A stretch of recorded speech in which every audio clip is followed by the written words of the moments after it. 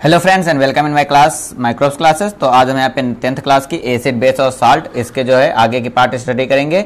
इसके ऊपर जो मैंने 7 वीडियो बनाया, अगर आपने नहीं देखा है तो आप प्लेलिस्ट में जाइए, वहाँ से आप देख सकते हैं, या डिस्क्रिप्शन में जाइए, वहाँ पे मैंने लिंक दे रखा है इसके प्रीवियस वीडियो का, उससे आप देख सकते हैं। तो आज जो है हम स्टडी करेंगे कि आज का जो टॉपिक है वो है हमारा पीएच स्केल या यूनिवर्सल इंडिकेटर। जैसा कि यहाँ पे मैंने आपको दिखा रखा है, यहाँ पे दिख रहा है कि pH2, pH3, pH4, pH5, pH6, pH7, pH8, pH9, pH10। तो आज हमें जानने की कोशिश करेंगे कि क्या होता है ये pH, ये स्केल क्या है, इसका क्यों यूज है। जैसे यहाँ पे आपको एक इधर दिख रहा है कि pH जो है 1 to 14 दे रखा है। इधर देखिए आपका क्या दे रहा है, red, pink, orange, begins, yellow, मतलब ये अपना पढ़ लीजिएगा क्या लिखा हुआ है। बाकी यहाँ पे दिखा हुआ है ग्रीन जो है कि न्यूट्रल, उसके ऊपर देखिएगा तो लिखा हुआ है स्लाइटली एसिड, उसके बाद है वेरी एसिड, उसके बाद स्लाइटली एल्कलाइन और वेरी एल्कलाइन। एक चीज बताए हम आपको कि बताया जाता है कि पीएच स्केल जो होती है एसिड और बेस जो है उसका स्ट्रेंथ बताता है, लेकिन यहाँ पे बेस नहीं अल्कलाइन लिखा हुआ है। रीजन इसका यह है कि हम जब भी एसिड और बेस का पीएच के थ्रू, जब पीएच स्केल या पीएच पेपर के थ्रू जब हम स्टडी करते हैं तो वो हमेशा हमारा सोल्यूशन रूप में होता है। तो सोल्यूशन रूप में होता है मतलब बेस जो कि सोल्यूशन जो कि लिक्विड में डिसॉल्व हो उसे हम अल्कलाइन कहते हैं। तो आज हम इन चीजों को थोड़ा स्टडी करते हैं, इसके बारे में समझने की कोशिश करते हैं। तो सबसे पहले अगर हम बात करें तो how strong are acid and base, जैसा कि आप पहले स्टडी कर चुके हैं कि एसिड वे कंपाउंड होते हैं जो कि H+ आयन रिलीज करते हैं, और बेस वे कंपाउंड होते हैं जो कि OH- आयन रिलीज करते हैं इन द एक्वा सोल्यूशन। अब देखिए अगर हम बात करें एक्वा सोल्यूशन की, जैसे फॉर एग्जांपल ये एक इसके अंदर एसिड मैंने रखा है जो कि हमारा H+ आयन रिलीज कर रहा है, ठीक। अब अगर हम इसमें वाटर मिक्स कर दें, क्या मिक्स कर रहे हैं, वाटर, तो हमने कहा था कि H+ आयन जो होता है वो फ्रीली अवेलेबल नहीं होता है। तो ये क्या करेगा, ये H+ आयन जो है H2O के साथ रिएक्शन करके क्या देगा, हमारा H3O+, ठीक।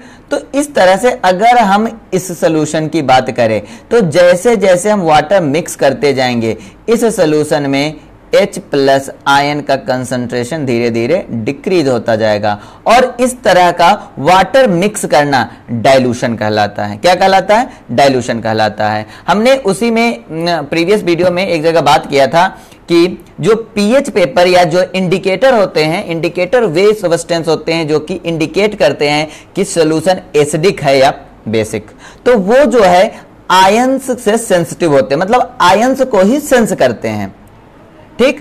तो इसी प्रॉपर्टीज का यूज करके हम एक यूनिवर्सल इंडिकेटर बनाते हैं जो कि concentration of the hydrogen ion solution में डिटेक्ट करता है, और डिफरेंट कंसंट्रेशन पे डिफरेंट कलर प्रोड्यूस करता है या डिफरेंट कलर हमें देता है। तो यूनिवर्सल इंडिकेटर क्या है कि डिफरेंट कंसंट्रेशन पे डिफरेंट कलर दे रहा। तो इसका मतलब है ये कोई एक कंपाउंड से मिलकर के नहीं बना है, ये जो है हमारा mixture of the several indicator, बहुत सारे इंडिकेटर को मिला के एक इंडिकेटर बनाया गया जिसे यूनिवर्सल इंडिकेटर बोलते हैं। ये इंडिकेटर जो है हाइड्रोजन आयन कंसंट्रेशन को सेंस करता है और डिफरेंट कंसंट्रेशन पे डिफरेंट कलर देता है, जो कि आपने अभी देखा था प्रीवियस स्लाइड में, जो कि आपका वो दिखा रहा था कि pH1, pH2, pH3 पे अलग अलग कलर थे। अलग अलग कलर दिखाने के से हमें पता चल जाता है वो अलग अलग कंसंट्रेशन दिखाता है हाइड्रोजन आयन का, ठीक। तो आपको डाइल्यूशन और ये दोनों समझ में आया होगा आई थिंक। अब हम आगे एक चीज देखते हैं कि जो एक स्केल, मतलब एक ऐसा स्केल जो हाइड्रोजन आयन कंसंट्रेशन को दिखाता है उसे हम पीएच स्केल कहते हैं। सबसे पहले साइंटिस्ट सोरेनसन ने यह स्केल बनाया था, और यह स्केल 0 से 14 तक का नंबर रखता है, 0 to 14। इन दोनों में जो बीच में है जिसे हम 7 कहते हैं वो जो है न्यूट्रल पीएच को रिप्रेजेंट करता है। पीएच स्केल का जो पी का मतलब होता है वो शब्द, पी शब्द जो है पावर को डिनोट करता है, पावर को रिप्रेजेंट करता है, जो कि जर्मन वर्ड पोटेंज से डिराइव्ड है। मतलब पीएच का पी शब्द जो है पोटेंज टर्म से डिराइव्ड है, जो कि जर्मन वर्ड है, और ये पावर को दिखाता है। किसके पावर को? P और H लिखा है ना आगे, मतलब हाइड्रोजन आयन कंसंट्रेशन के पावर को दिखाता है कि कितना पावर में हमारा हाइड्रोजन आयन कंसंट्रेशन है।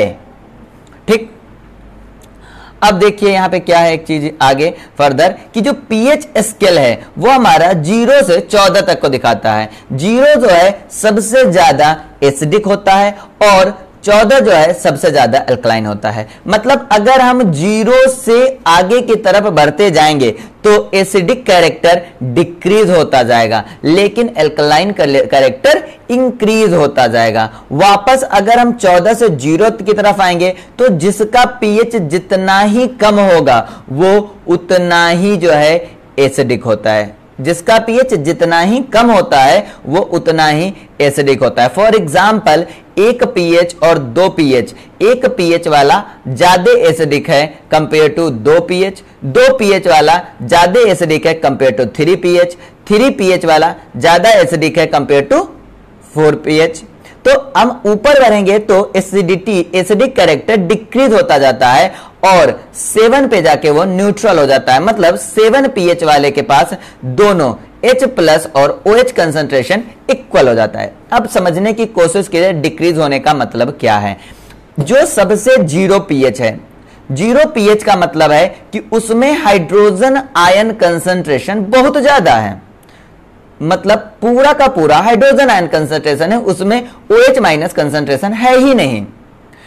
अगर हम 1 पीएच की बात करें तो 1 पीएच का मतलब है कि उसमें हाइड्रोजन आयन कंसंट्रेशन धीरे धीरे डिक्रीज हुआ।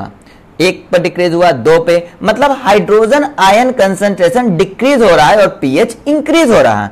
और अगर कहीं भी हाइड्रोजन आयन कंसंट्रेशन डिक्रीज होता है वहां पे हाइड्रोक्सल आयन कंसंट्रेशन इंक्रीज होता है और दोनों का प्लस H प्लस और OH माइनस जो है 14 होता है। इसलिए 7 पे हमारा न्यूट्रल पीएच होता है। तो देखिए वहां पे लिखा होगा आगे, आप 10th के लेवल से हमें बना रहे तो इसलिए हम इसमें न्यूमेरिकल वैल्यू पुट नहीं करेंगे, बाकी न्यूमेरिकल से भी इसे समझा जाता है। हाँ, एक फार्मूला हम आपको जरूर देंगे। बाकी क्या है कि पीएच एक नंबर है जो कि हमारा एसिडिक और बेसिक नेचर को रिप्रेजेंट करता है। ठीक, अगला जो है pH is inversely proportional to the hydrogen ion concentration. Hydrogen ion concentration ज्यादा है, pH कम होगा। हाइड्रोजन कंसंट्रेशन कम है, pH ज्यादा होगा। सबसे कम 14 वाले पे होगा, और इसलिए वहां पे हाइड्रोजन आयन कंसंट्रेशन 0 होगा और OH माइनस कंसंट्रेशन हाई होगा, तो वो हमारा बेसिक होगा, हाईली अल्कलाई या बेसिक होगा।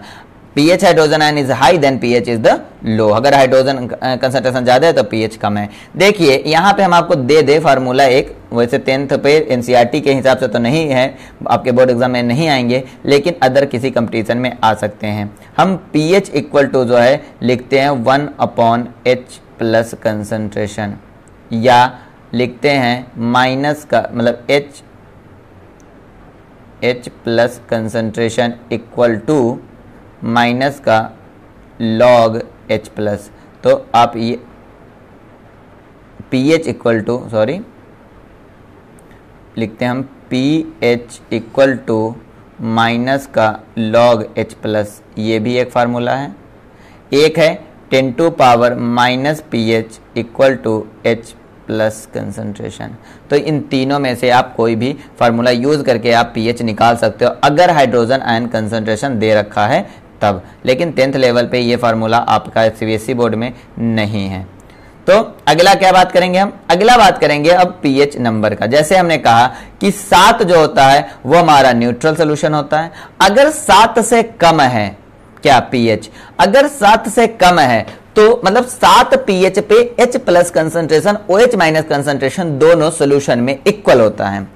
अगर H प्लस कंसंट्रेशन को हम इंक्रीज कर दे तो OH माइनस कंसंट्रेशन डिक्रीज हो जाएगा, और जब H प्लस कंसंट्रेशन इंक्रीज करेंगे तो pH डिक्रीज हो जाएगा, मतलब 7 से कम हो जाएगा। तो अगर 7 से कम है तो एसिडिक सोल्यूशन है, क्योंकि उसमें हाइड्रोजन आयन कंसंट्रेशन ज्यादा होगा, मतलब हाइड्रोजन आयन डोनेशन की पावर सब्सटेंस की ज्यादा थी, तभी तो ज्यादा है, तो वो एसिडिक सोल्यूशन है, एसिडिक कंपाउंड से बना हुआ है। अगर हम 7 से ज्यादा कर दे पीएच को, मतलब क्या है कि हाइड्रोजन आयन कंसंट्रेशन और कम हो जाएगा, मतलब OH माइनस आयन इंक्रीज हो जाएगा। तो higher than 7 pH basic solution को रिप्रेजेंट करता है। अब strength of the acid and base depend on the number of hydrogen ion and hydroxyl ion produced. ये जो है स्ट्रेंथ ऑफ द एसिड और बेस डिपेंड किस पे करता है कि कितने नंबर में हाइड्रोजन आयन प्रोड्यूस किए गए हो रहे हैं या कितने नंबर में हाइड्रोक्सिल आयन प्रोड्यूस हो रहे हैं उस सोल्यूशन में। तो आई थिंक आपको आज जो है इस वीडियो में पीएच के बारे में समझ में आ गया होगा और स्ट्रेंथ ऑफ दी वो। तो आज हमने जो स्टडी की, सबसे पहले हमने डाइल्यूशन स्टडी की थी। डाइल्यूशन मतलब क्या होता है ये हमने प्रीवियस वीडियो में भी उसको डिस्कस किया था सही से, तक आपने नहीं देखा था वहां जाके देखिए।